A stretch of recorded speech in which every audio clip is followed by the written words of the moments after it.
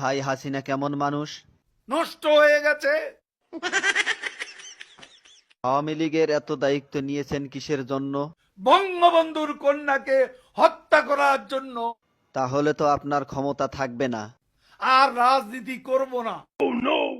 কাদের ভাই, জয় তো আওয়ামী লীগের নেতৃত্ব দিবেন, আপনার মতামত কি? তার নেতৃত্ব বাংলাদেশের জনগণ কোনো দিনও পছন্দ করবে না, ঘৃণা করবে। কাদের ভাই, এ কথা শোনার পর হাসিনা তো আপনাকে ঢাকায় থাকতে দিবে না। ঢাকা শহর শেখ হাসিনার কি বাপের সম্পত্তি?